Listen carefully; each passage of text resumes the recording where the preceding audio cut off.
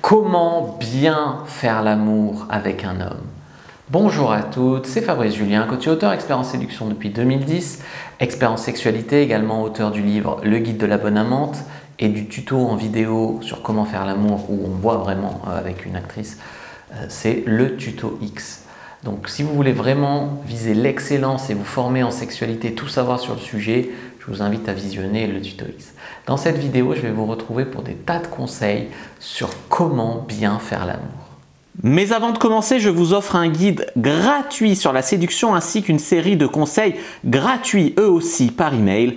Pour les recevoir, si vous êtes intéressé, c'est très simple. Cliquez sur le premier lien dans la description de la vidéo. Si vous êtes motivé, vous le trouverez. Abonnez-vous et activez la cloche parce que si vous ne le faites pas, YouTube ne vous préviendra pas à la sortie des prochaines vidéos et vous allez rater des pépites. Mettez un like pour me faire savoir que vous pensez que cette vidéo est utile et pour que j'en fasse d'autres comme ça ou sur ce thème-là. Si vous pensez que ce contenu est utile, partagez-le en public ou en privé, je comprendrai. Vous pouvez aussi me laisser un commentaire, je les lis tous et j'y répondrai avec grand plaisir. Bien faire l'amour, souvent on se concentre sur les parties techniques. C'est vrai que j'en parle beaucoup dans le guide de la bonne amante, dans le tuto X, mais il y a aussi toute une partie de ce qu'on dégage et donc de notre état d'esprit. Par exemple, tant que vous serez habité par la peur ou par la honte, qui sont des émotions assez négatives, assez mauvaises vis-à-vis de la sexualité, vous ne pourrez pas vous épanouir dans ce domaine-là. Donc il y a d'abord un travail à faire sur vous pour vaincre vos peurs. Peut-être que, je ne vous juge pas, vous avez eu une mauvaise aventure avec un homme. Un homme a été trop violent au lit, vous avez peut-être été emmerdé sexuellement. Et dans ce cas-là, vous pouvez, dans un cas de réflexe, en vouloir à tous les hommes. Mais tous les hommes ne sont pas des connards, hein. C'est comme les antibiotiques, ce n'est pas automatique. Donc ce que vous pouvez faire, c'est vraiment faire un travail pour vous défaire de votre trauma, de votre cicatrice. Par exemple, en allant voir un psychologue, faisant une psychothérapie, un psychiatre, ou faire de l'EMDR, etc. Ça, c'est pour la peur. Pour la honte, on peut faire un travail de développement personnel sur soi, où on accepte son corps, quoi, et ça va permettre de vraiment plus lâcher prise. Mais tant que vos rapports sexuels seront habités de honte, de peur, de retenue, de jugement, etc., vous aurez du mal à être une bonne amante. Même si vous croyez que ça ne se voit pas. Ensuite, il va falloir faire vraiment les choses avec passion, s'embrasser avec passion, avec intensité, avec fougue, se lâcher, être la vraie tigresse qui est en vous, la vraie panthère. Faire des préliminaires. Préliminaires, ça veut dire en donner et en recevoir. Et là, en coaching, j'ai vu tout un tas de cas. J'ai vu des femmes qui suçaient alors qu'elles n'aimaient pas ça, mais qui n'acceptaient pas qu'on leur fasse un cuni en retour parce qu'elles étaient persuadées que leur chatte était moche. Il y a des exercices à faire, hein, mais vous n'êtes pas censé trouver votre chatte belle. La chatte, c'est plein d'hormones, ça appelle l'homme. Donc, même si vous ne trouvez pas que votre chatte est belle, c'est pas grave, laissez un homme vous la bouffer. Voilà. Et puis, si vous n'aimez pas sucer, par exemple, imaginez un mec qui vous ferait un cuni, on vous en sentir à quel point il fait un effort parce que ça pue. Eh ben, vous n'aimeriez pas qu'il vous fasse un cuni. Donc, il y a un moment où il faut arriver à trouver ce qui, dans la fellation, par exemple, peut vous permettre de l'aimer. Par exemple, je domine son plaisir m'appartient. Voilà, il peut y avoir des tas de choses dans la fellation qui font que vous pouvez apprendre à trouver le bon là-dedans. Plutôt que de vous raconter, c'est humiliant, c'est ci, c'est ça, voilà. Après, moi je conseille pour des ébats épanouis de pratiquer le sexe oral sur lui, mais également que lui le pratique sur vous. Toujours dans une optique de investissement réciproque.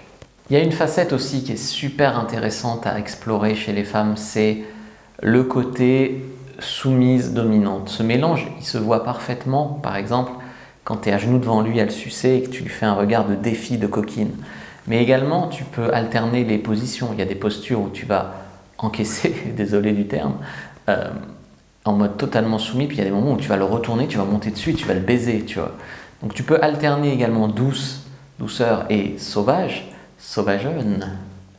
Ensuite également, il est important de montrer ton plaisir.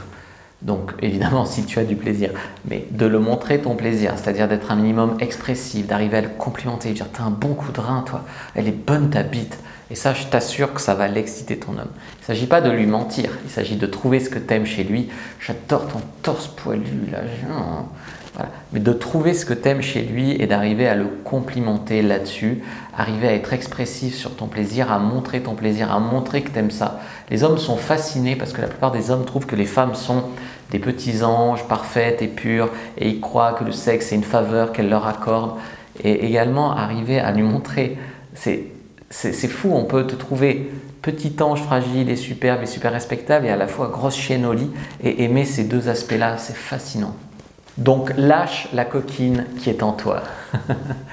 Après, un truc qui peut être bien à faire et qui permet de progresser d'une fois sur l'autre quand on couche avec un homme, c'est par exemple une fois sur l'oreiller, donc vous venez d'avoir un orgasme tous les deux, vous êtes sur l'oreiller, par exemple vous êtes sur son épaule et vous lui dites « Ah ben la prochaine fois j'aimerais essayer ça, la prochaine fois fais-moi ci un peu plus comme ça, toi qu'est-ce que tu aimerais que je te fasse la prochaine fois que tu adores au lit ?»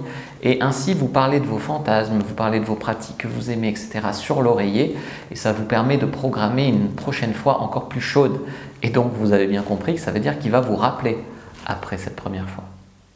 Éviter la routine. Alors l'homme aime, on va dire, la variété sexuelle. Mais la variété sexuelle, ça peut se présenter de plusieurs façons. Évidemment, ça peut se présenter en couchant avec des tas de femmes. Donc évidemment, c'est une forme de variété sexuelle. Mais la variété sexuelle peut aussi être présente au sein d'un couple. On ne le fait pas aux mêmes endroits, on ne le fait pas toujours dans les mêmes positions, on ne fait pas toujours les mêmes jeux de rôle, je ne suis pas toujours dans la même tenue, etc. Ça, c'est une forme de variété sexuelle et vous devriez entretenir la variété par opposition à la routine dans votre vie sexuelle. Une chose que très peu de femmes font, c'est, vous savez que l'homme est très visuel au lit, une chose que très peu de femmes font, c'est faire attention à leur cambrure. Je vois des tas de nanas en levrette avec le dos rond, c'est pas beau, ça gonfle les fesses, c'est pas beau, ça fait des plis là, voilà, même tu vois quand elles sucent, elles sont là, dos rond, comme si elles buvaient le biberon, c'est pas beau. Donc quand tu sais que l'homme est très visuel, essaye de penser évidemment à ce que tu fais, mais également à de quoi tu as l'air quand tu le fais. Donc à te tenir droit, à bien jouer avec tes cambrures, tes courbes, etc. Enfin, lui demander ce qu'il aime, comment il aime, et toi lui dire ce que tu aimes et comment il aime. Mets-moi un doigt de plus, lèche-moi le clito plus à gauche, prends-moi plus fort, prends-moi moins fort, changeons de position, j'ai envie de faire celle-là. Mais communiquer, parler au lit, bordel. Voilà les amis, ce que j'avais envie de partager avec vous. N'hésitez pas à lire mon livre best-seller, Le Guide de la Bonne Amante. N'hésitez pas aussi à rétribuer avec un like, un commentaire, c'est très important pour le référencement. Donc je vous remercie, je vous dis à bientôt et que le Dieu de la séduction et de la sexualité soit avec vous les amis.